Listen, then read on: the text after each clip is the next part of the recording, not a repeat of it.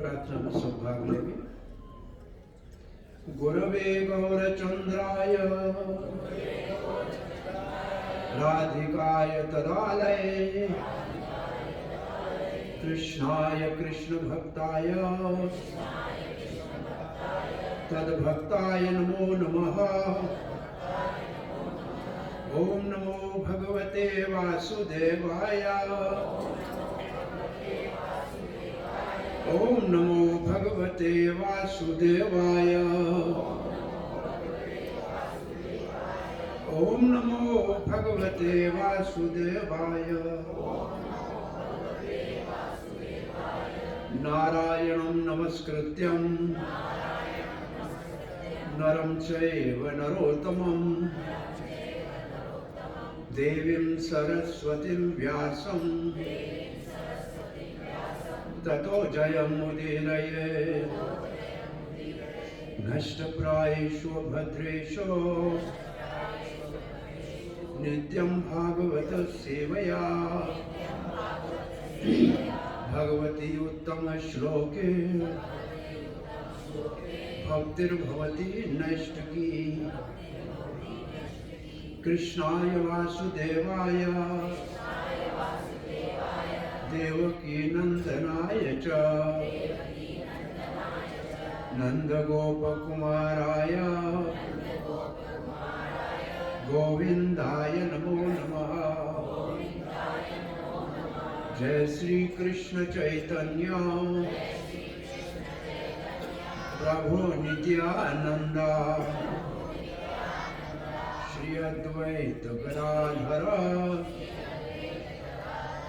शिवासादि गौर भक्त वृंदा। हरे कृष्णा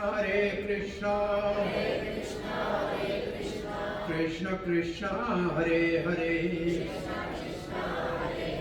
हरे राम राम राम हरे हरे।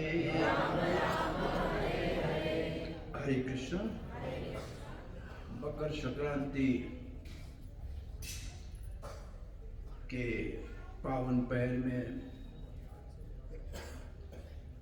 भगवान श्री कृष्ण के वाणी के रूप में अवतार श्रीमद् भागवत का 7 दिन से श्रवण करने वाले भाग्यशाली भक्तों,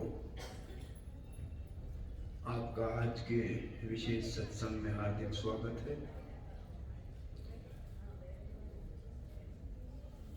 श्री राम सुख जी, श्रीमती कजोल देवी, श्री नाथूलाल जी, श्री रामचंद्र जी, श्रीमती सुनीता देवी, श्री अनिल जी नौल की पुण्य स्मृति में परिवार वाले मोहनलाल जी, गोपाल जी, कैलाश जी, सुनील जी नवल और परिवार ने बंधु बांधवों के साथ 7 दिन के लिए श्रीमद् भागवत का सत्संग रखा था। और आज विशेष मकर संक्रांति, कोई आज कर रहे हैं, कोई कल कर रहे हैं। भगवान का उत्सव तो रोज मनाया जाए तो भी अच्छा है। सो आप सब भाग्यशाली भक्तों का पुनः स्वागत करते हैं। और इस परिवार का जिन्होंने नव वर्ष में, जब नया परिवर्तन आ रहा है भारत में, भगवान श्री रामचंद्र के अयोध्या के मंदिर में पुनर्उनका प्राण प्रतिष्ठा हो रहा है, तो ऐसे सुंदर और पावन पर्व के ऊपर आप सब आज पधारे हैं। आपका हार्दिक स्वागत है। कल हमने भागवत का सत्संग भगवान की वृंदावन की लीलाओं तक पूर्ण किया था। अब कंस के पास नारद जी ने आके कहा कि आप जो वसुदेव के 2 पुत्रों को ढूंढ रहे हो ना, और 8वां गर्भ जो देवकी का, जिसको जो आपको मिल नहीं रहा है, आपके सारे प्रयास परिश्रम, असुर, राक्षस, पूतना, अघासुर, बकासुर, सक्तासुर, ये सब विफल हो गए हैं। मैं आपको बताता हूँ कि नंद के भवन में जो वो 2 सुंदर बालक बैठे हैं ना, वो हैं कृष्ण और बलराम। ये वासुदेव के पुत्र हैं।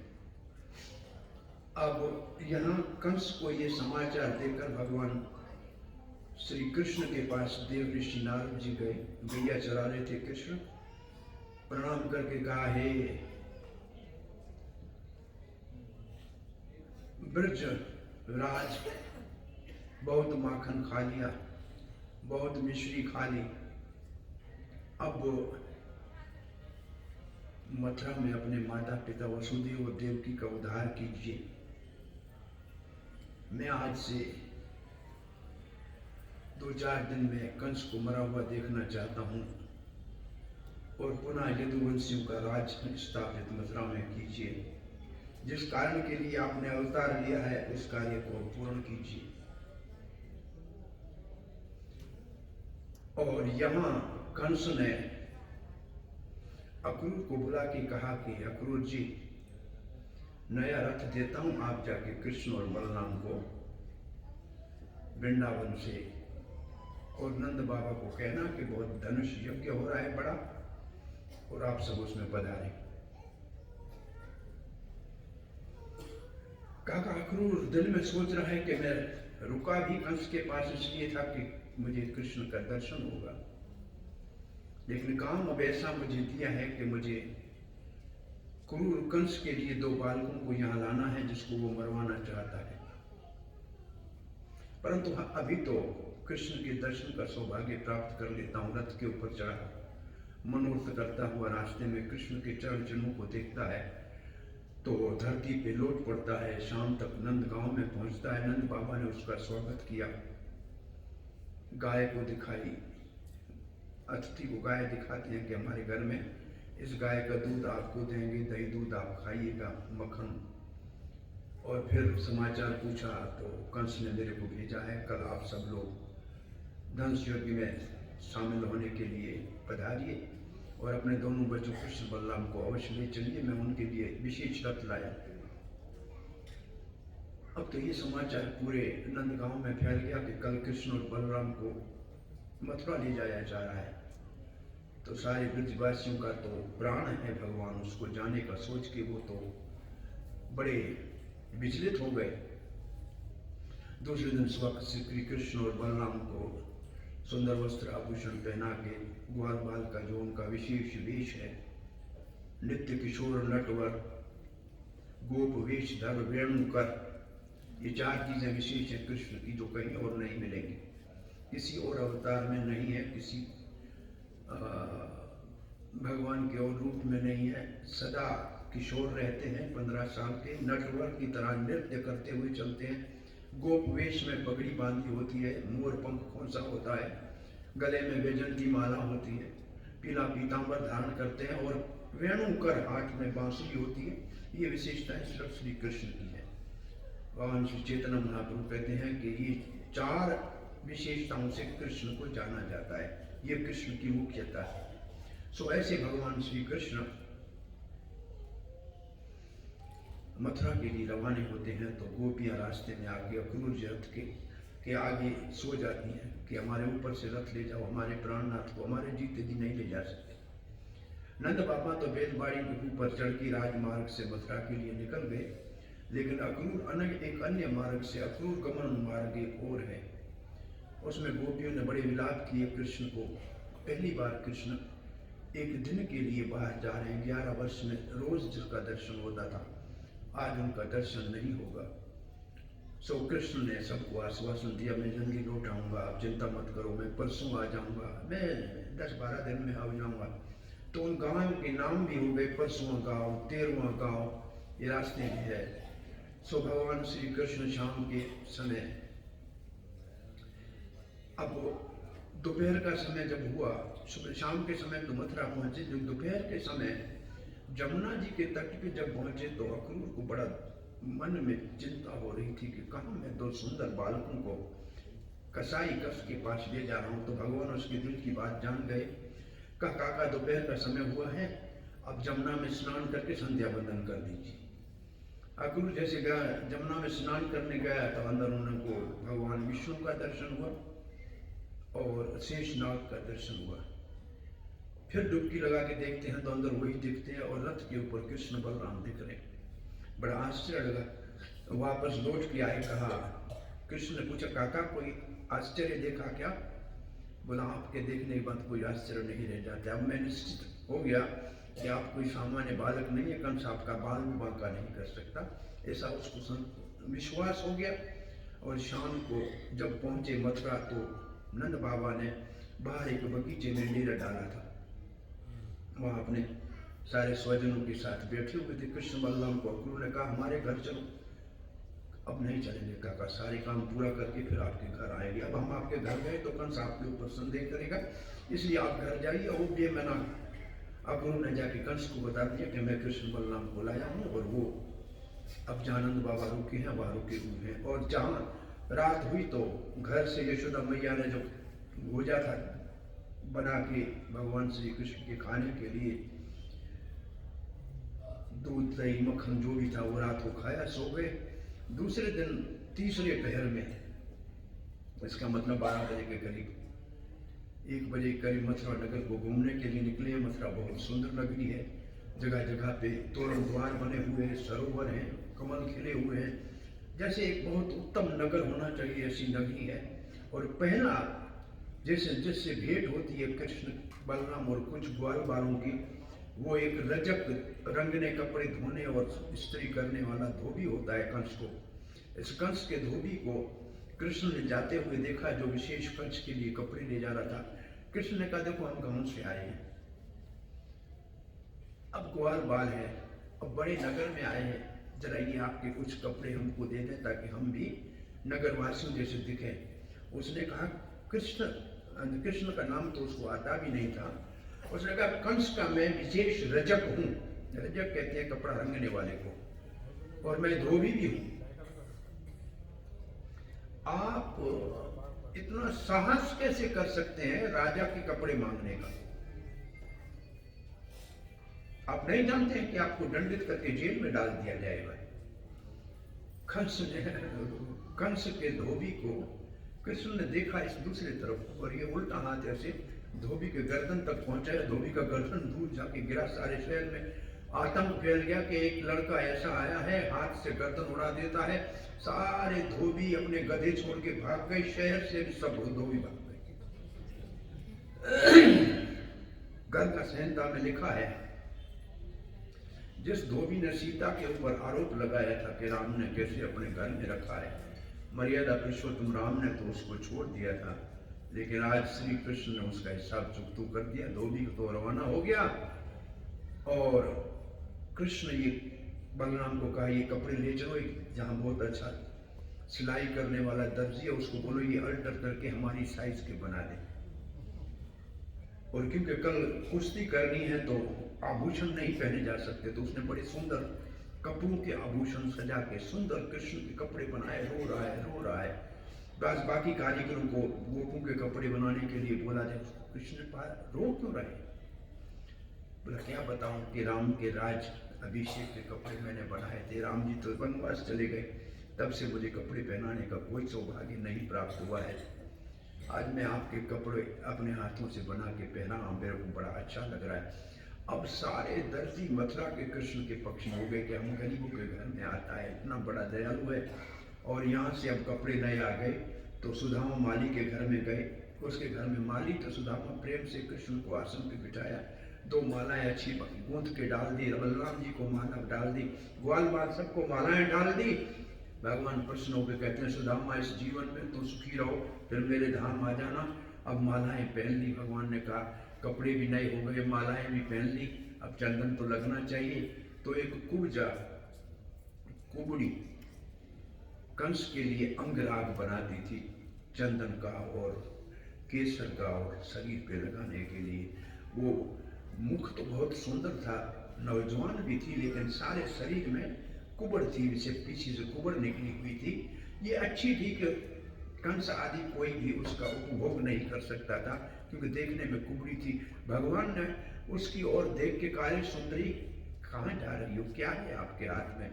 बड़ी आश्चर्यचकित हो गई हो। हरे कृष्ण, वो बड़ी आश्चर्यचकित हो गई कि ये क्या है राधेश्याम, ये क्या है?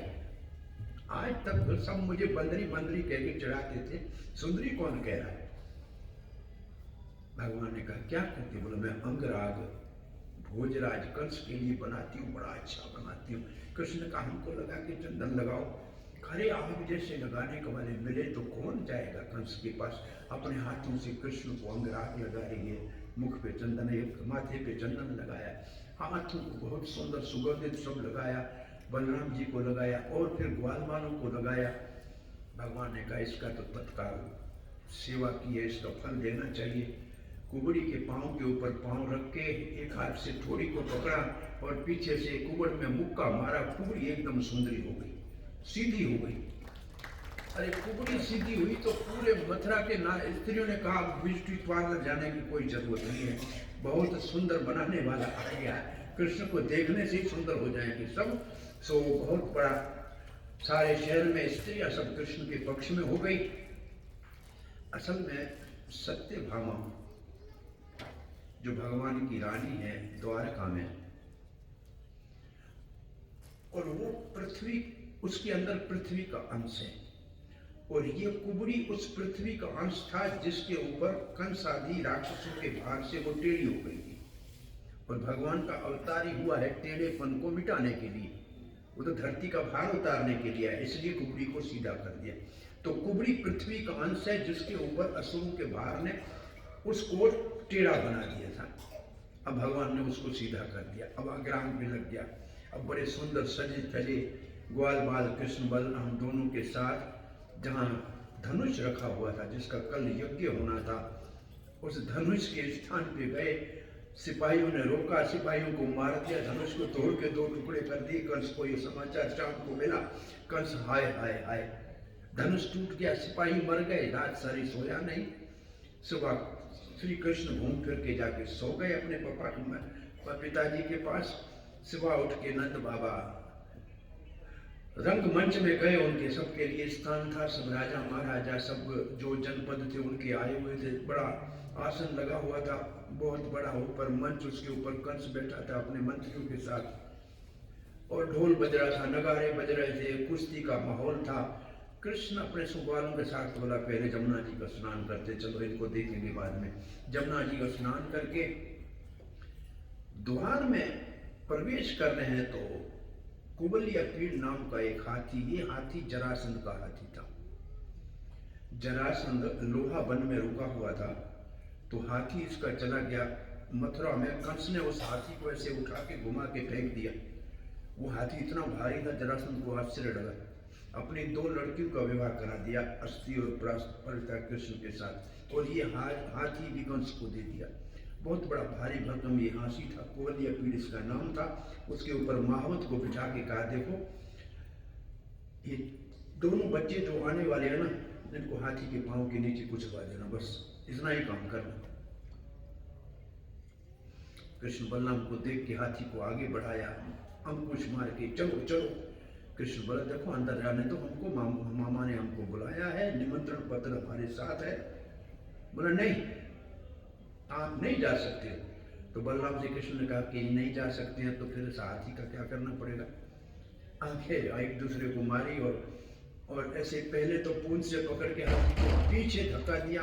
हाथी एक बार पीछे हटा कर दौड़ के कृष्ण की ओर अपने दोनों दांत लेके मारने के लिए आया। कृष्ण गिरे और उसके ऊपर हाथी जैसे दांत मारने लगा, कृष्ण पलटी खा गए, दांत उसकी जमीन में अड़ गए, ऐसे ढीले हो गए।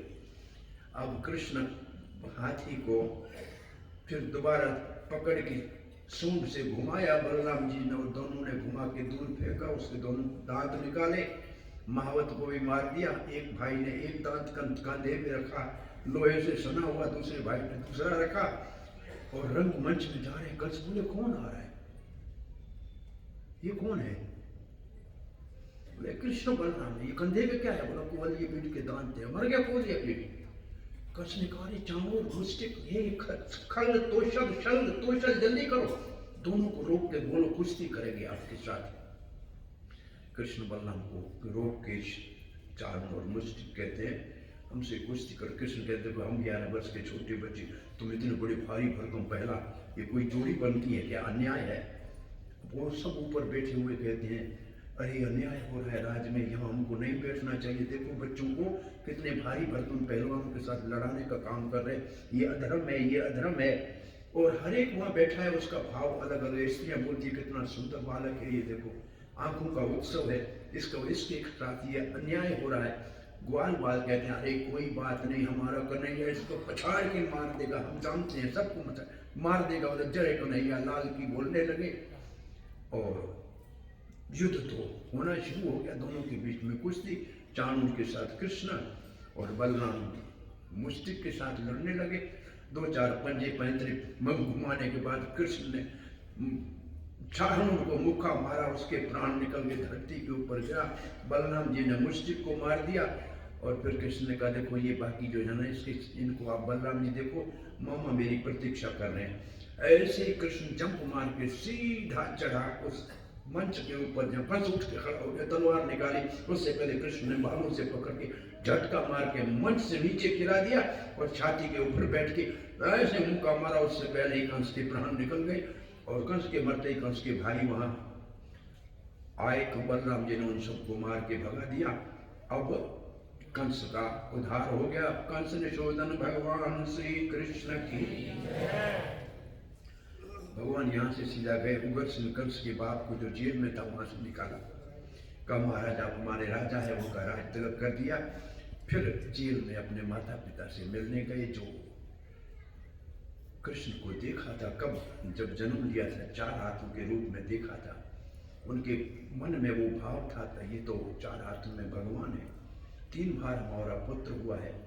तो भगवान ने देखा मेरे माता पिता मेरे को भगवान समझेंगे तो प्रेम नहीं करेंगे, इसलिए कहा देखो माता पिता जिसका पुत्र समर्थ हो, सामर्थ्यवान हो और अपने माता पिता के दुख में सहायता न करे, उस पुत्र को बड़ा अच्छा नहीं माना चाहते। हम आपके पुत्र हैं, आपकी सेवा में आने में हमें विलंब हो गया, हमें क्षमा करो।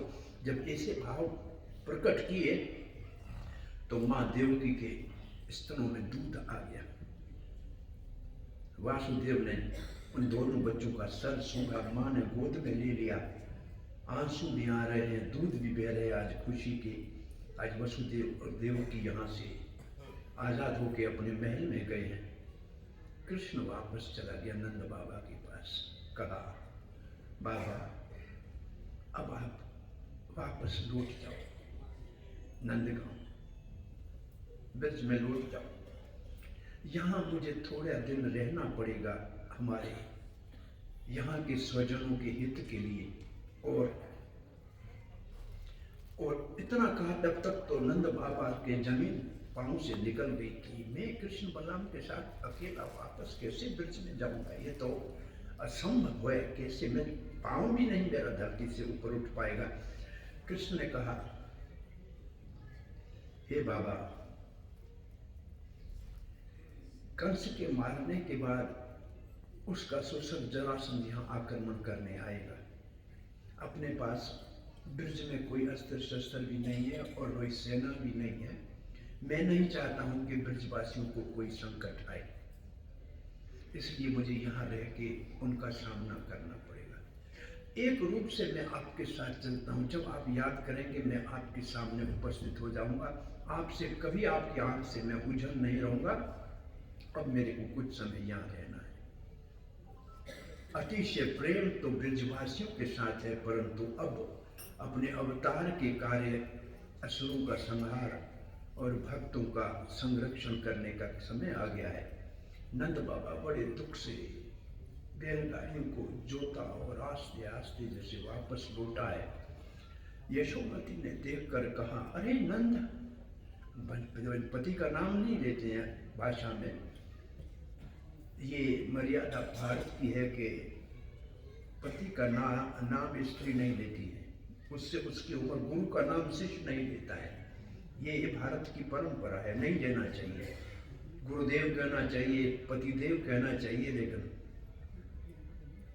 आजकल तो ऐसे बोलते हैं छज्जू भाई कोई हो, अरे क्या कर रहा है, आप भी नहीं बोलेंगे, तू बोलती है, तो हमने तो बहुत देखा है ऐसे।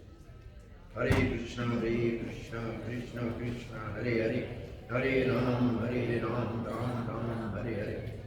इनको कहा था घर के मालिक कथा भी नहीं सुन पाओगे, नहीं हमारी बात नहीं सुनते, वो अपनी मर्जी से उतर जगह पूरा भी कराया था, तक नहीं आई, तक नहीं आई। हरे कृष्ण।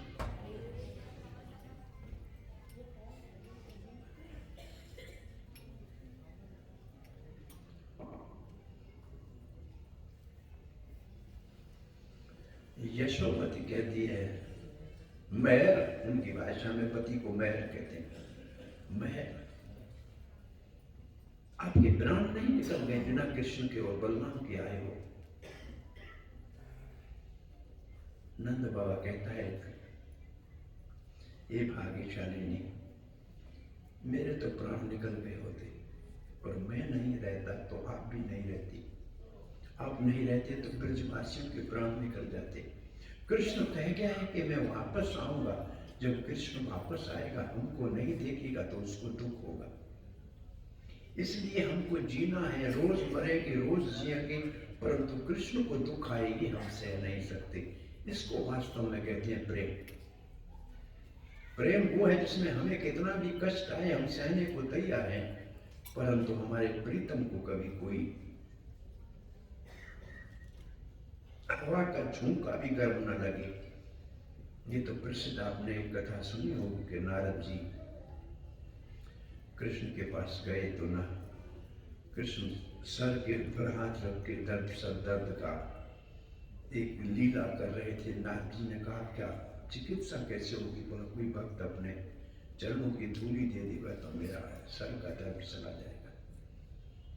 तपस्वी हिमालय में बैठे थे, उनको नारद ने कहा, क्या कर रहे हो, तपस्या क्यों कर रहे हो? भगवान को पाने के लिए।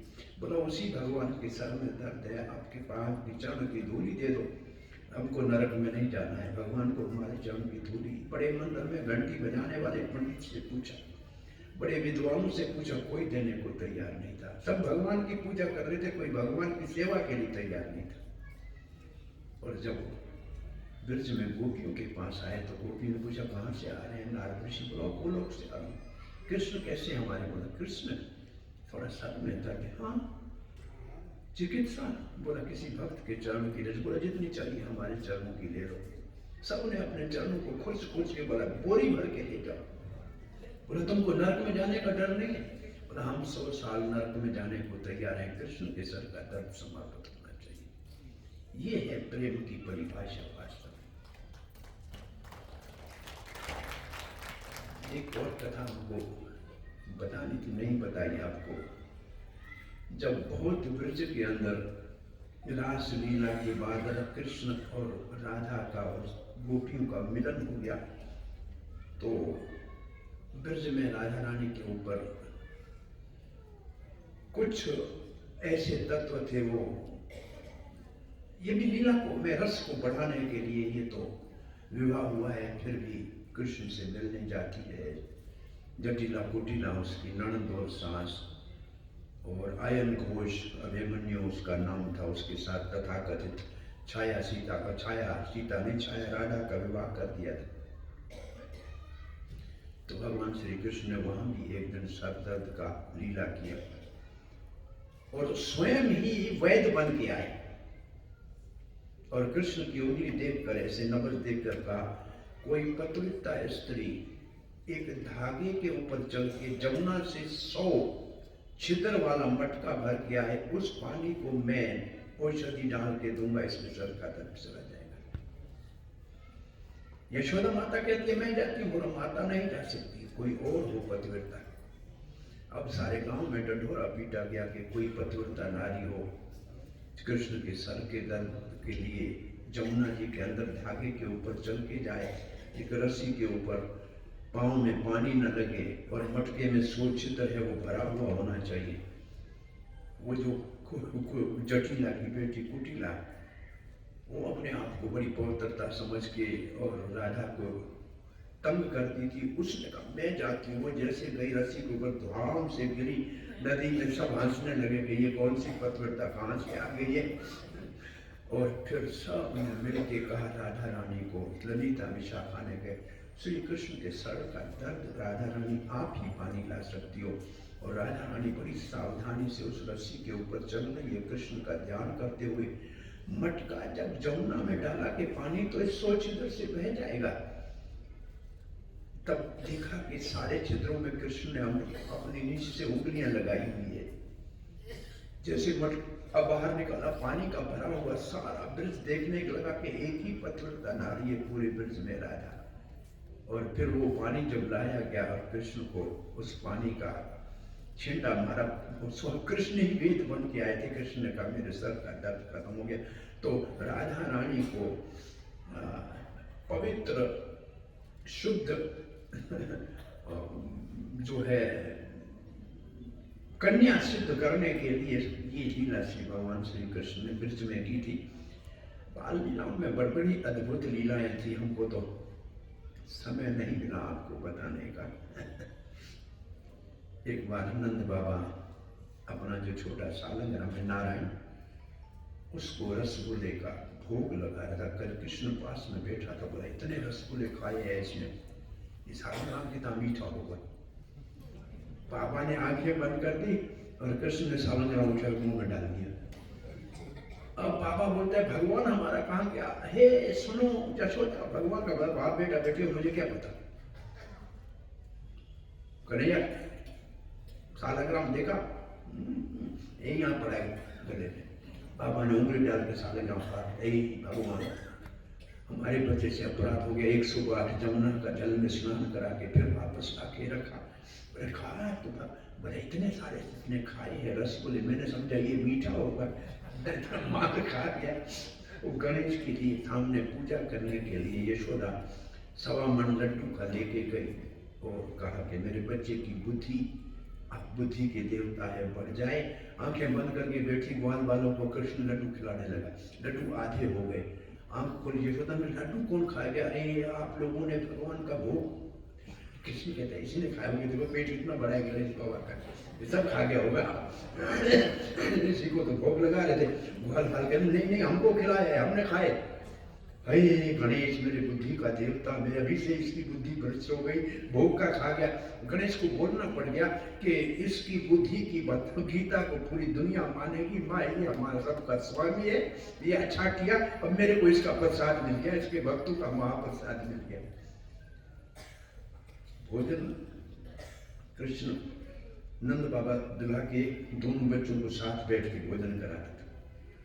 तो एक दिन मिर्ची पड़ी थी, कृष्ण ने उठा के मिर्ची खाई, अब मुंह जल गया। तो फिर तो मिश्री लाओ, माखी लाओ। तब से वात्सल्य प्रेम के भक्त मिर्ची खाना ही छोड़ दिया। बोले बच्चे ने अचानक मिर्ची को हाथ लगा दिया है, तो मिर्ची तब से कभी भी वो कभी मिर्ची नहीं खाते, मिर्ची खाना ही बंद कर दिया। अब भोजन नंद बाबा उनको खिला रहे, कढ़ी थी खिलाई है। यशोदा ने कहा और खोज को, नंद बाबा ने बोला नहीं पेट भर गया, पेट भर गया। कृष्ण ने बोला ये जो नाभि है ना, बोले खाली पड़ा है, खाली पड़ा है, इधर लेके चावल और कढ़ी इधर डालता है, ये जगह खाली पड़ी है। बच्चे इतना आनंद दे रहे थे। ब्रज में आवाज ब्रजवासी बहुत व्याकुल है, परंतु हर समय कृष्ण का दर्शन उनके हृदय में हो रहा है। और यहाँ श्री कृष्ण ने पहला तो वसुदेव ने कहा 11 साल का हो गया, अभी तक स्कूल भी नहीं गया, इसको तो क ख भी नहीं आता है। अरे ये सारे संसार की सारी विद्या का स्वामी है, क ख इसको क्या पढ़ने की जरूरत है। परंतु माता पिता की एक भाव होता है कि बच्चा हमारा पढ़ेगा लिखेगा तो बनेगा नवाब, और नहीं तो बनेगा खराब। अब तो उल्टा हो गया, पढ़ेगा लिखेगा बनेगा खराब, हरे बार भक्त बनेगा तो बनेगा नवाब। भगवान के भक्ति महान होते हुए अभी तक कृष्ण को एक ही गणित आती थी, या पूरा दे दो या पूरा ले लो, हमको कोई एक ही गणित आती है, अपने आप को पूरा मुझे अर्पण करो या मुझे पूरा ले लो, और कोई गणित आती नहीं थी। कृष्ण की इतनी गणित आती थी। और आज जब वासुदेव ने कहा अब हमारे बच्चे की पढ़ाने की कुछ व्यवस्था करनी चाहिए, तो सांदीपनि नाम का शिव भक्त एक काशी से अवंती का नगरी उज्जैन में आया था, इस भाव से कि मेरे को कृष्ण के आचार्य बन के शिक्षा देने का सौभाग्य प्राप्त था। उसके साथ पूर्णमासी भी आई थी, मधुमंगल भी आया था। ये मधुमंगल और पूर्णमासी तो पहले ही वृंदावन पहुंच गए। आज कृष्ण और बलराम को पढ़ने के लिए उज्जैन भेजा गया है। अवंतिका नगरी में शांतिपुरी मुनि के आश्रम में अन्य विद्यार्थी, जिसमें सुदामा ब्राह्मण भी था, उनके संग 64 दिन में 64 विद्याएं प्रांगत हो गई। बरसात पड़ी, लकड़ी लेने गए थे गुरु के, रात को जंगल में रहना पड़ गया पेड़ के ऊपर। वो 2 पेड़ के निशान आज भी उज्जैन से कोई 30 किलोमीटर दूर एक गांव है। हम देख के आया कि जहाँ सुदामा और कृष्ण लकड़ी लेने गए थे वो रात को रुके थे। और उधर बावड़ी बनी हुई है कि यहाँ उन्होंने पानी पिया था, फिर बरसात आई थी, सारी रात वहाँ रुके हुए थे। सुबह गुरुजी उनको ढूंढते गए थे और गुरुजी ने जब मिले गुरुजी ने कहा, आपने इतनी सेवा के लिए संकट उठाया है, मेरी दी हुई विद्या आपके पास सदा सफल रहेगी, आशीर्वाद मैं देता हूँ। अब बच्चों को वापस लाए, स्नेह से भोजन कराया, सारी रात वो कांप रहे थे। ये कथा प्रचलित एक है जो भागवत में नहीं है कि गुरु माता ने कुछ चने दिए थे और वो चने सुदामा सब खा गया और कृष्ण को नहीं खिलाए, इसलिए सुदामा दरिद्र हो गया। एक ही कथा प्रचलित है, परंतु उसका एक दूसरा तोड़ कथा मैंने पढ़ी। वो ऐसी थी कि कोई चोर कुछ चने चुरा के भाग रहा था, उसके पीछे पुलिस भागी, वो चने की पोटली शांतिपुरी मुनि के घर में फेंक दी।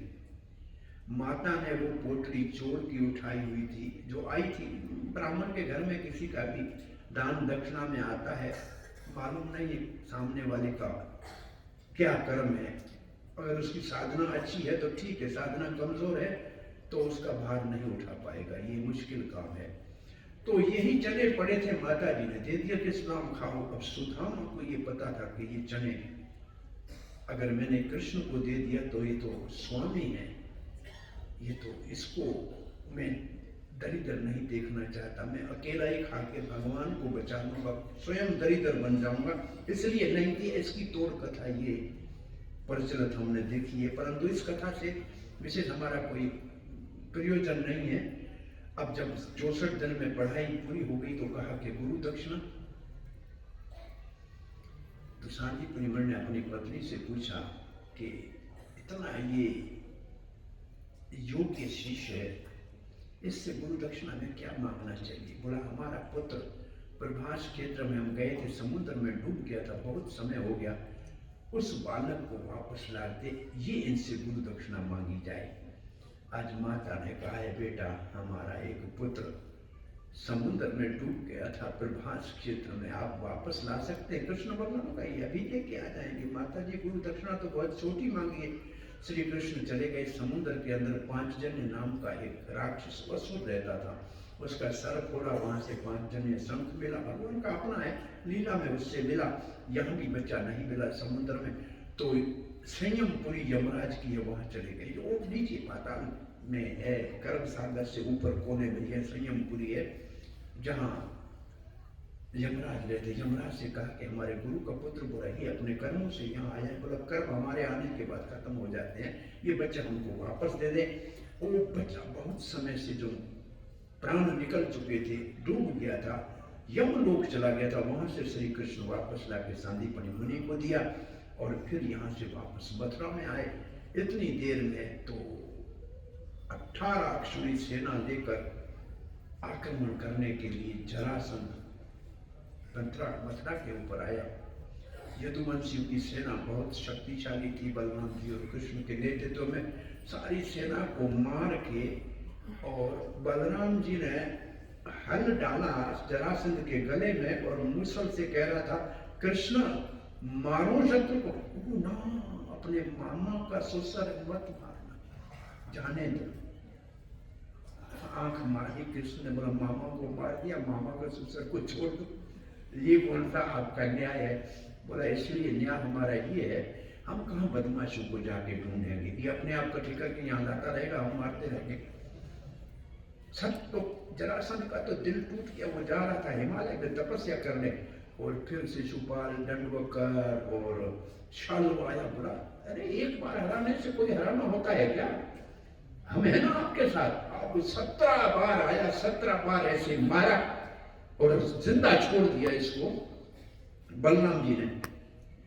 18वीं बार ब्राह्मण को बुला के कहा कि यज्ञ करो, मेरी विजय हो तो आपको जमीन, जायदाद, गाय, धन, रतन सब दूंगा।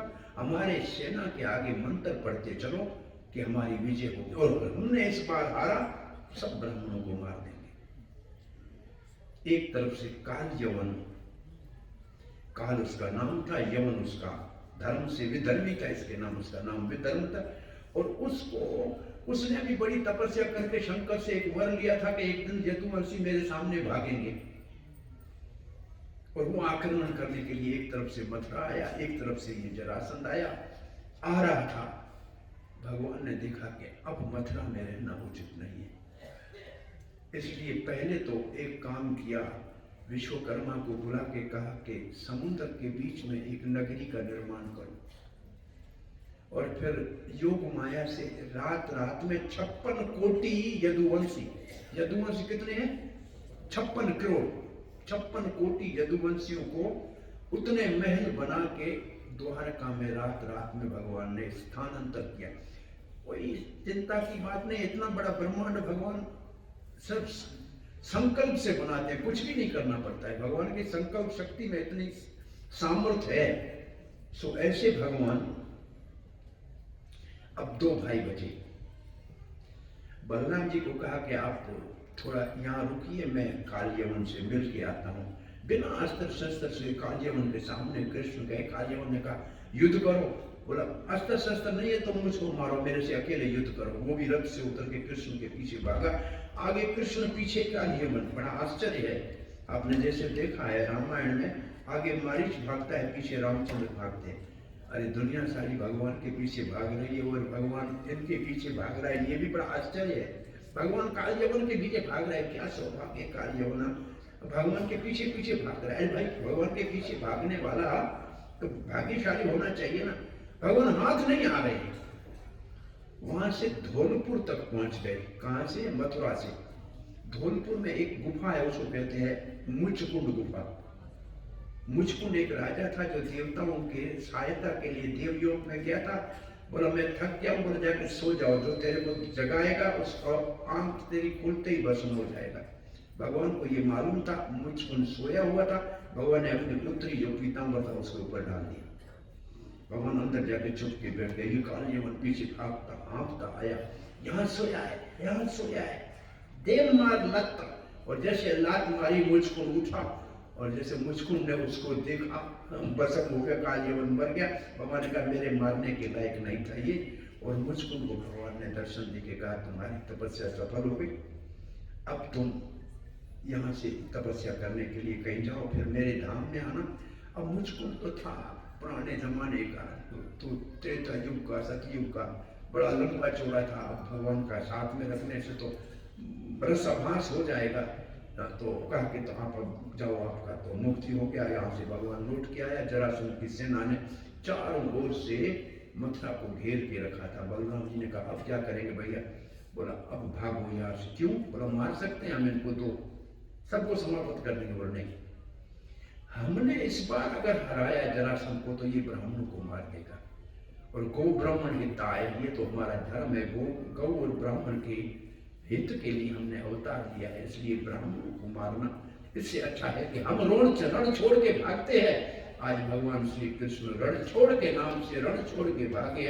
रण छोड़ राय की बहुत प्रसिद्ध मंत्र है रण छोड़ राय का, गुजरात में डाकोर में। डाकोर रण छोड़ राय गुजराती कहते हैं। सो भगवान आगे भागा है, दोनों भाई भाग रहे हैं, पीछे जरासंध सेना के साथ भाग रहा है। वो जब जूनागढ़ के पास पहुंचे तो ऊपर वो पर्वत है, परसर पर्वत है, प्रसाद होती है, उसके ऊपर कृष्ण बलराम चढ़ गए। अब ये ऊपर चढ़ नहीं पाए, उन्हें चाहे वो पर्वत के आग लगा दी कि ये सब भस्म होके अपने आप इसमें मर जाएंगे। लेकिन भगवान मरने वाले तो है नहीं, सीधा ऊपर से जंप लगाया और वहां से कूद के सीधा द्वारका नगरी के निकट पहुंच गए। लेकिन इससे पहले एक आपको कथा बतानी चाहिए थी हमको कि जब कंस को मार दिया, विद्या प्राप्त हो गई, जरासंध से युद्ध हो रहा था, अब अंतिम युद्ध हो चुका था तमाम, तो भगवान श्री कृष्ण ने मथुरा से जाने से पहले अपने भक्तों का हित किया। 3 भक्तों का। पहले लेडीज फर्स्ट वाला फार्मूला भगवान ने अपनाया कि पहले स्त्रियों का नंबर होना चाहिए। तो कुब्जा को कहा था कि तुम्हारे घर आऊंगा, तो अपने सखा और मंत्री उद्धव को साथ लेकर भगवान कुब्जा के घर गए। कुब्जा अपनी बहुत सहेलियों के साथ बाहर आई, कृष्ण और उद्धव का स्वागत करके अपने घर में ले गए, उनको अच्छे से फल आदि अर्पण किया। उद्धव जी नीचे आसन लगा के बैठे, भगवान श्री पलंग के ऊपर बैठे कृष्ण। और यहाँ कुब्जा के पास जाने से भगवान ने एक प्रकार से ये संदेश दिया कि जब मैं कुब्जा को वचन दिया है उसके पास जा सकता हूँ, तो गोपियां आपको वचन दिया है तो वापस जरूर आऊंगा। इस न्याय से भगवान ने कुब्जा जो प्राय काम का भाव था, उसका भाव भी भगवान के जाने से बदल गया। और इसके बाद भगवान अपने दूसरे अक्रूर को कहा था, काका सब काम पूरे करके आपके पास आएंगे। अक्रूर के पास गए। अक्रूर बड़ा प्रसन्न हुआ, कृष्ण बलराम का घर में स्वागत किया। भगवान ने कहा, अब काका अक्रूर एक काम आप कर लीजिए, आज्ञा कीजिए। कहा, आप यहाँ से हस्तिनापुर चले जाइए, वहाँ हमारी बुआ कुंती के 5 पुत्रों के साथ अन्याय हो रहा है, आप जाके वहाँ का समाचार लेके आइए, महाराज धृतराष्ट्र को समझाइएगा, भीष्म पितामह से मिलिएगा और उनके साथ अन्याय न हो, आप जाके ये समाचार लेके आओ। अक्रूर जी को भेजा भगवान ने हस्तिनापुर। और फिर उद्धव को, कथा वाले कथा में ऐसे कहते हैं कि एक दिन माँ देवकी ने कृष्ण को रोटी के ऊपर मक्खन रख के दे दिया। मक्खन देखते ही कृष्ण दरवाजा बंद करके, रोटी तो खाया नहीं और बंद कर दिया दरवाजा, बात नहीं कर रहे थे। सबने कहा क्या हो गया, उद्धव को अंदर भेजा।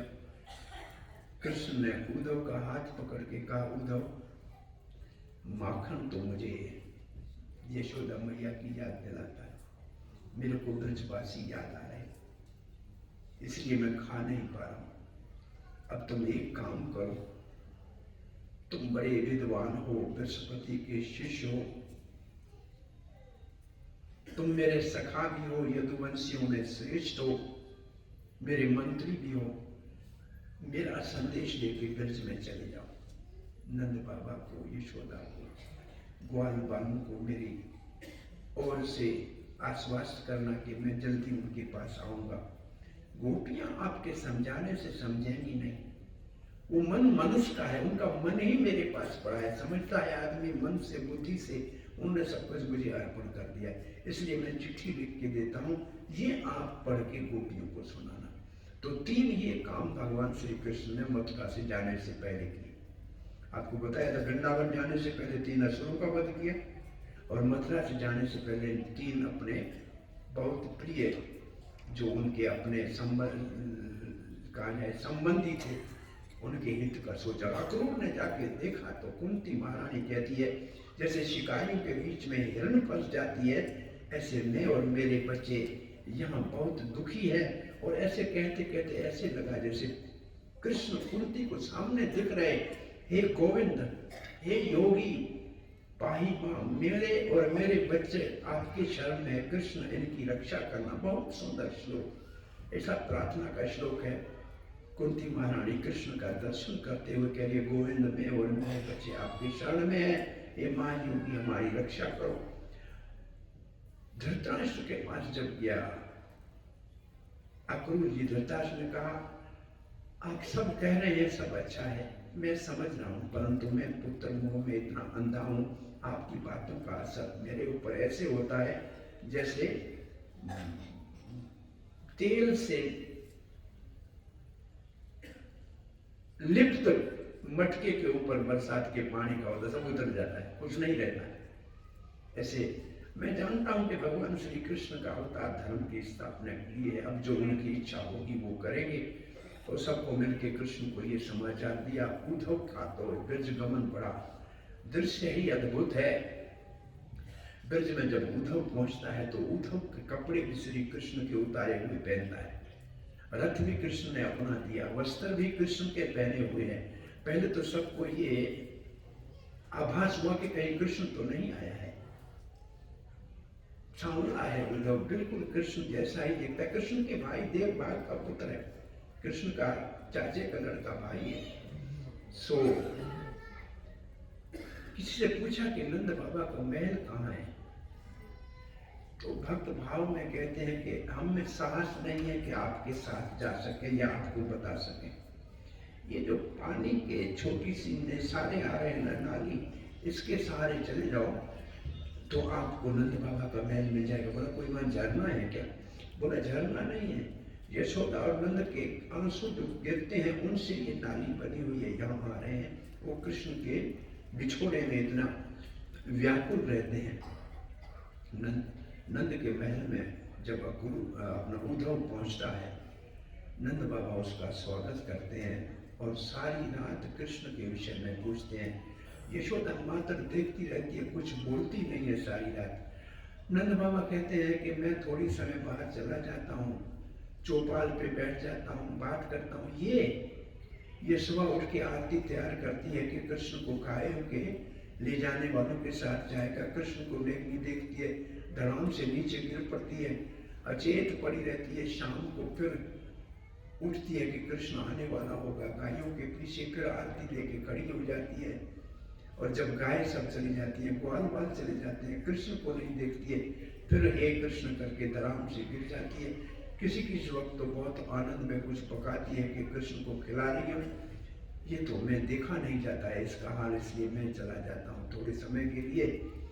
अब सुबह हो 4 बजे तो उद्धव जी स्नान करने के लिए जमुना गए तो देखा सब घरों के अंदर दही का मंथन हो रहा है, कृष्ण के राग गाए जा रहे हैं, कृष्ण के मधुर मधुर राग गाए जा रहे हैं। और ये सब देखकर सुनकर जो है ऐसे लगा कि सब संतुष्ट हैं, परंतु रथ को और उद्धव को देख के गोपियों ने स्नान करके आते हुए उद्धव को घेर लिया और एक तरफ लेके चली गई। उनसे पूछने लगी कहाँ से आए हो, कैसे आए हो। और इसके ऊपर फिर विशेष रूप से राधा रानी जब बातें कर रहे थे उद्धव से तो एक भंवरा आया, उसको भंवर गीत कहते हैं।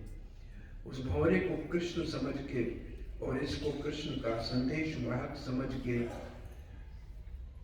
कोई 10 श्लोक है विशेष रूप से, वो एक प्रेम में उन्माद में आदमी जैसे पागल हो जाता है ऐसी बातें करने लग जाती है। कुछ महीने उद्धव ब्रज में रह गया और गोपियों के एक दिन उद्धव जा रहा था तो देखा एक गोपी अपने बच्चे को गले ऐसे गोद में लिया हुआ है, मटका हाथ में पानी का लिया है, रस्सी लिए कुएं में पानी भरने जा रही। जब कुएं के पास पहुंची है तो पेड़ के ऊपर ऐसे देखती हुई रस्सी को लेकर बच्चे के गले में डाल दी मटके के बजाय और बच्चे को कुएं में डाल रही है। उद्धव ने कहा गोपी पागल हो गई क्या, बाल्टी में रस्सी बांधते हैं, कहाँ तुमने बच्चे के गले में मारे। और देखो कृष्ण बांसुरी बजा रहा है कदम के पेड़ के ऊपर। वो कृष्ण के चिंतन में इतनी तल्लीन रहती थी कि बच्चे को कुएं में डाल रही है ये भी पता नहीं। ऐसा हाल था ब्रज के सारे और गोपियों के संग।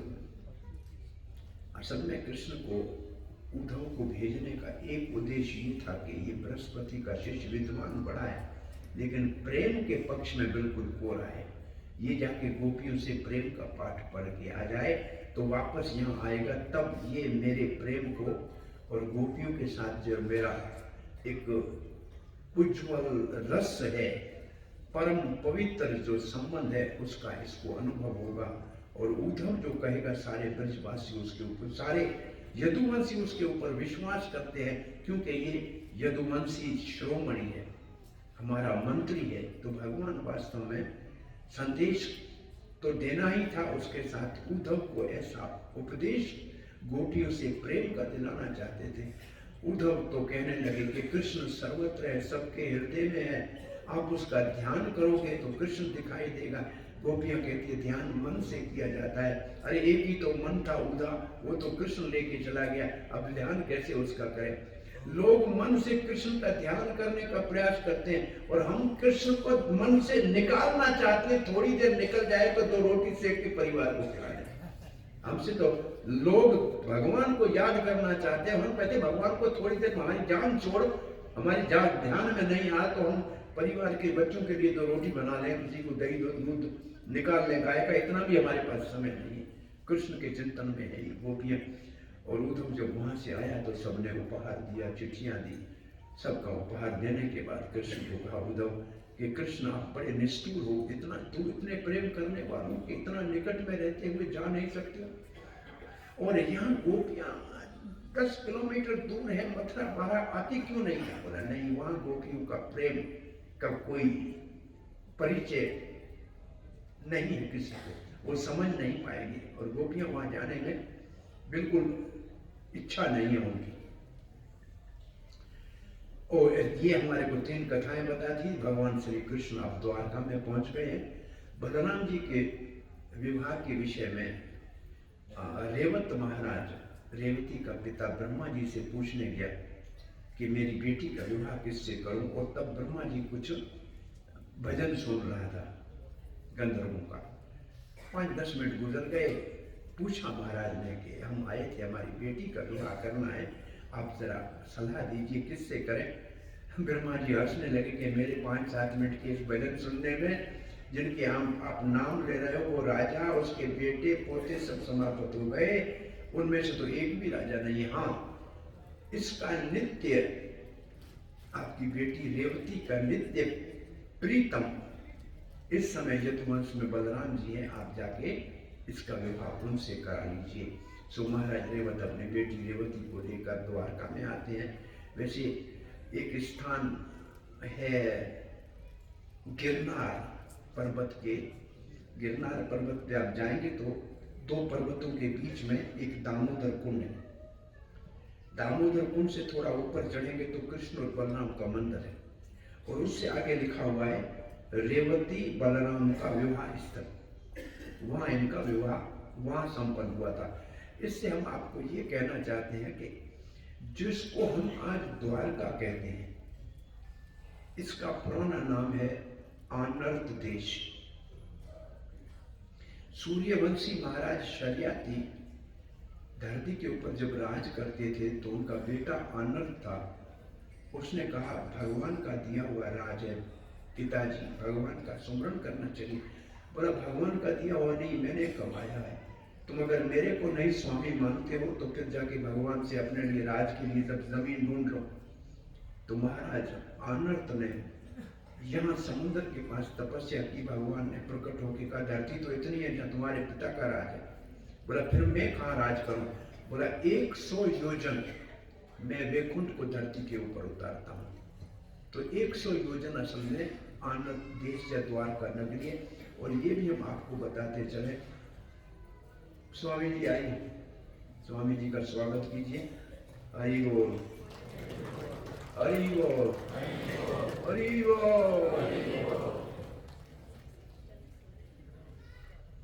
ये हरिशिव आश्रम के महामंडलेश्वर पधार रहे हैं। स्वागत साईं।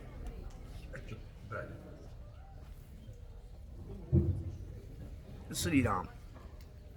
ए गोपीनाथ।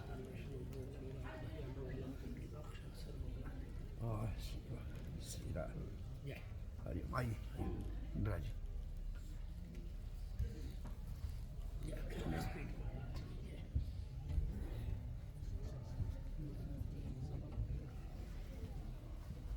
आप लोग आगे आइए।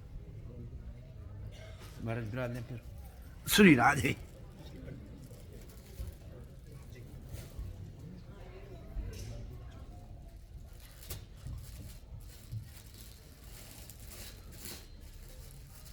श्री राम जय जय राम।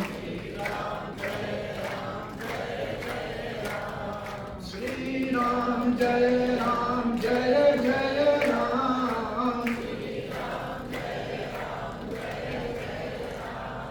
रघुपति राघव राजा राम, पतित पावन सीताराम।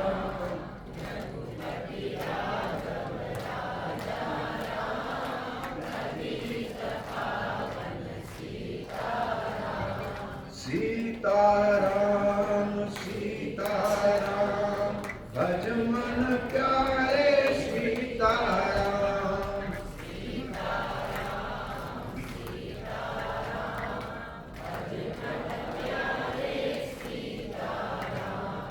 रघुपति राघव राजा राम, पतित पावन सीताराम।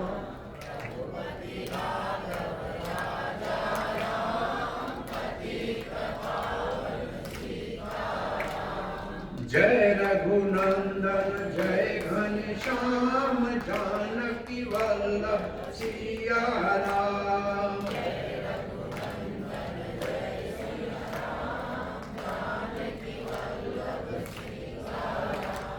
जय रघुनंदन जय घनश्याम, जानकी वल्लभ सीताराम।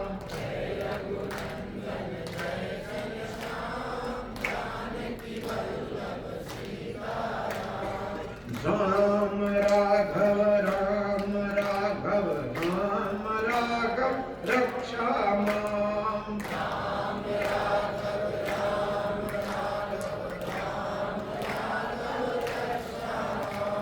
राम राघव राम राघव राम राघव, रक्षा माम।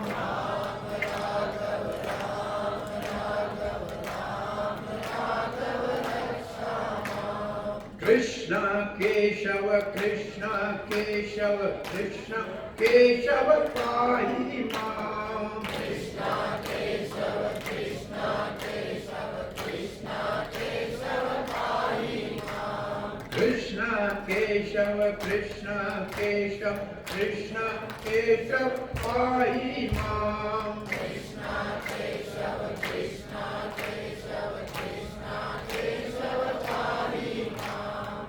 मर्यादा पुरुषोत्तम भगवान श्री रामचंद्र की जय। लीला पुरुषोत्तम भगवान श्री कृष्ण की जय। स्वागत करते हैं हमारे मध्य पधारे हुए महामंडलेश्वर प्रातः स्मरणीय हरिसेवा आश्रम के महंत जी का, जिन्होंने दर्शन दे के हम सबको आज आनंदित किया है। महाराज जी कथा के दो शब्द जो चलना है, आपको समय है 5-10 मिनट, 5-10 मिनट समय है। तो हम बात कर रहे थे कि जिसको हम द्वारका कहते हैं, इसका नाम है आनर्त देश और दूसरा नाम है कुश स्थली। भागवत में दोनों नाम आनर्त देव और कुश स्थली है। तो हमने आपको ये बताया था कि आनर्त महाराज की तपस्या से वैकुंठ का 100 योजन धरती के ऊपर उतरा, वो आनर्त देश के नाम से प्रसिद्ध हुआ। और बात हम आपको ये करने जा रहे थे, आज जिस द्वारका को हम देखने जा रहे हैं वो छोटी सी द्वारका है। बेट द्वारका में एक ही महल है रुक्मणी का।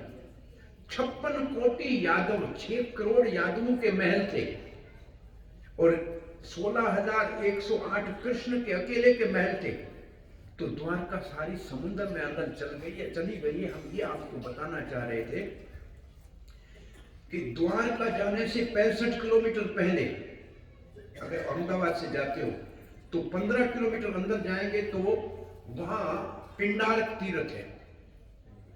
वो कोई नहीं गया है आज तक, मेरे को मालूम है। पिंडारक तीर्थ वो जगह है जहां ऋषि स्नान करने समुद्र में आए थे और भगवान श्री कृष्ण के बेटों में से जामवती का पुत्र सांबा पेट में कपड़ा डालकर और स्त्री के वेश में गया था और शराब दिया था यदुवंश के नाश का, वो वहां है। और उसके अंदर आज भी शिवरात्रि को शिवलिंग समुद्र से बाहर निकलता है और बाकी पानी पड़ा होता है। और वहां से द्वारका से 100 किलोमीटर आप अगर जाएंगे प्रभास क्षेत्र सोमनाथ की तरफ, तो वहां रास्ते में एक जगह है माधवपुर। माधवपुर में रुक्मिणी और कृष्ण का विवाह स्थल है। इसका मतलब 165 किलोमीटर जो समुद्र का किनारा है, इसके अंदर सारे की सारी द्वारका थी। तो इतनी छोटी द्वारका नहीं है जो आप देखने जा रहे हैं। दोनों तरफ कभी द्वारका जाएं तो दोनों तरफ छोर पे ये द्वारका के निशान है। और वहीं जहां भगवान फिर श्री कृष्ण गए थे समंतक मणि को ढूंढने के लिए, वो एक गुफा जामवंत की आज भी वहां पड़ी। धरती के अंदर उतर जाओगे, इस हाल को नहीं, इस पूरा परिसर जितना बड़ा नीचे गुफा आज भी पड़ी और उसमें उतर के नीचे जाया जाता है। हम उस स्थान को देख के आया। ये सब ऐतिहासिक जगह भूगोलिक भी है और आज पड़ी हुई है।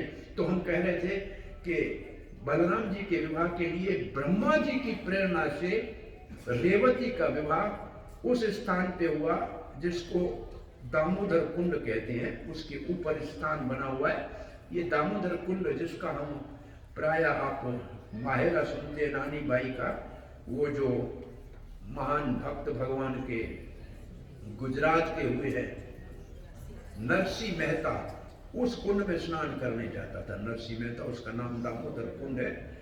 सो जब बलराम जी का विवाह हो गया तो अब कृष्ण के विवाह का प्रसंग आता है। तो यहाँ रुक्मिणी विवाह का प्रसंग है, इसके ऊपर अपन चर्चा करें। उससे पहले मैं समझता हूँ हमारे मुख्य अतिथि को अन्य स्थानों पे भी जाना है और शोभा यात्रा भी इनको निकालनी है। तो आशीर्वचन कुछ इनके सुन लेते हैं। पहले आशीर्वचन, कोई माइक दे दो उधर बेटा।